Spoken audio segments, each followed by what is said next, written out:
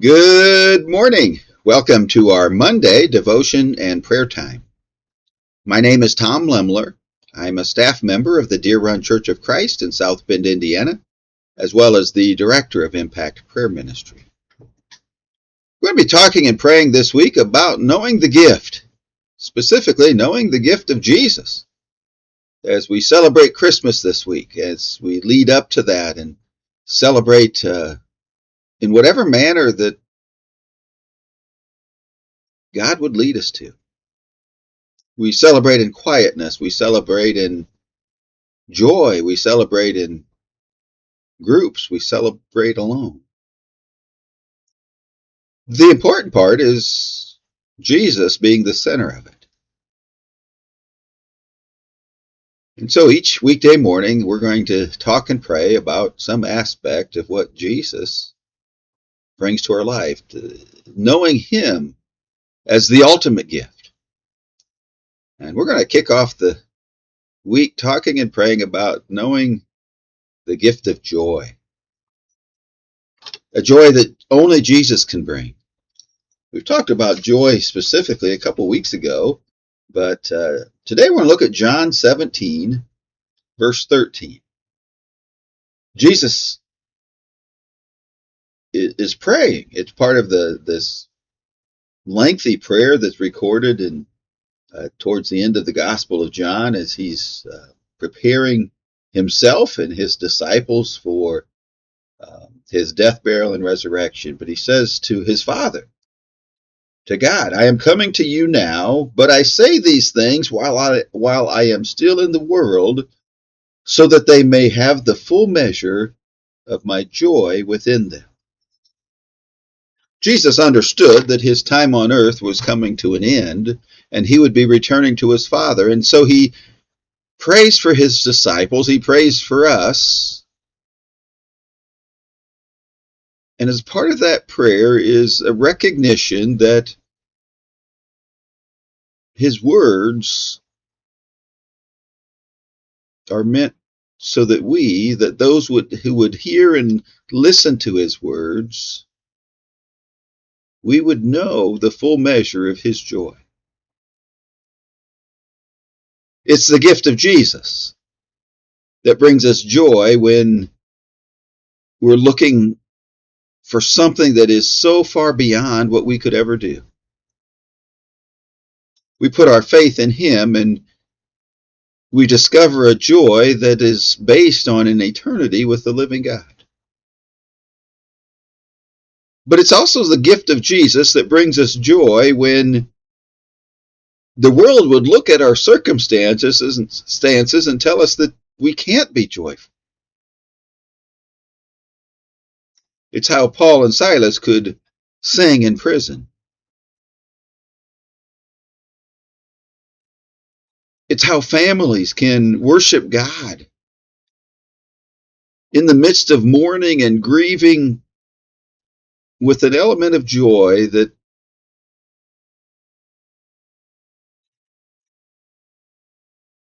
their child that is no longer with them is with God. And one day they'll be reunited. This gift of Jesus, which is joy, doesn't mean that we like everything, that we are happy with everything, but it's a gift that helps us to see beyond the temporary. We look forward many times, especially as children, look forward to Christmas with joy because they anticipate what's to come.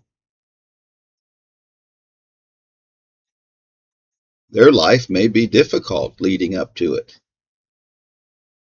There may be extra rules and expectations, extra work. But they look towards a future event with joy because they know what to expect. I think sometimes we get so caught up in this world that we lose sight of what we ought to expect. And we, at least subconscious, excuse me, at least subconsciously, we begin to kind of think about eternity as just being a continuation of what we're doing now, but without so much difficulty. A perpetual vacation or retirement, and then we take a vacation or we retire and we discover that's not always what it's all cracked up to be. But when we anticipate heaven as an eternity with the light of the world, with God surrounding us, with us being in his presence, it ought to fill us with a joy of a magnitude that is hard to express. We talked a couple weeks ago about Jesus, who said, "For the joy set before him, endured the cross." He could see beyond the cross. He could see beyond the tomb. He could see beyond the resurrection. He could see beyond his ascension. And not only see himself reunited with his Father, he could see us being with him.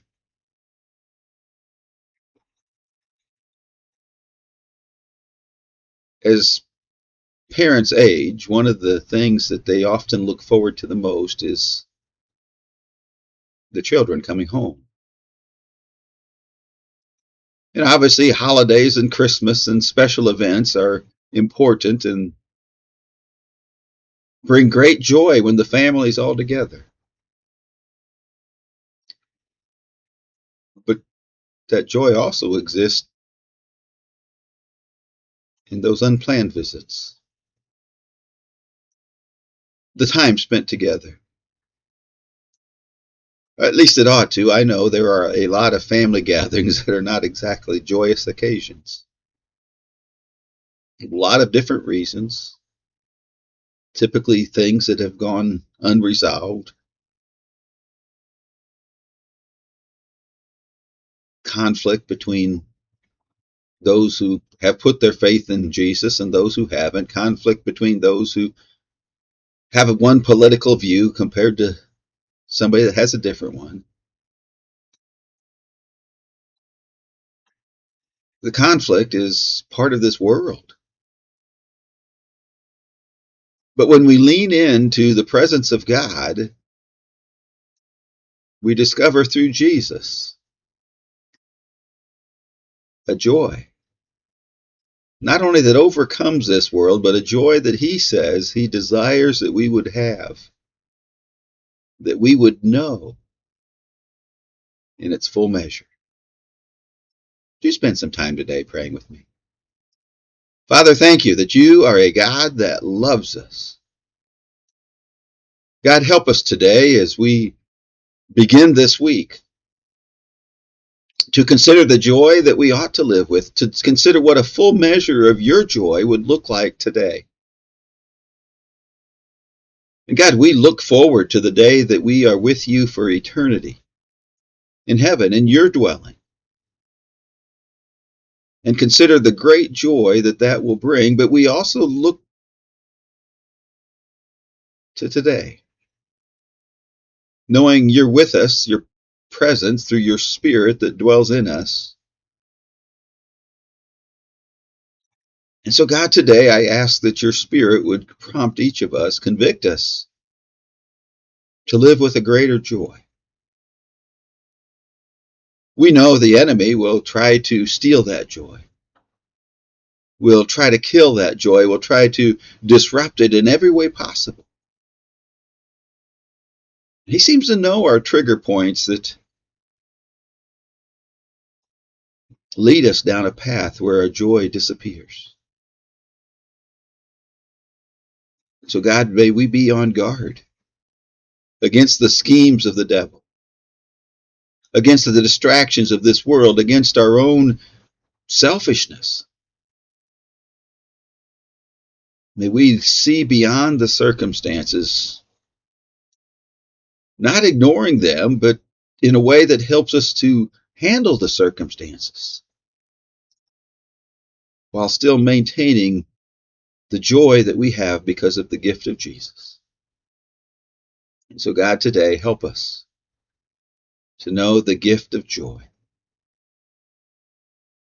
And may we lift up Jesus as that gift so that he would draw many to himself. It's in his name that I pray. Amen. This has been our Monday devotion and prayer time. Thank you so much for joining me today. I do pray that your day is greatly blessed by God so that you can be a blessing to others. Have a great day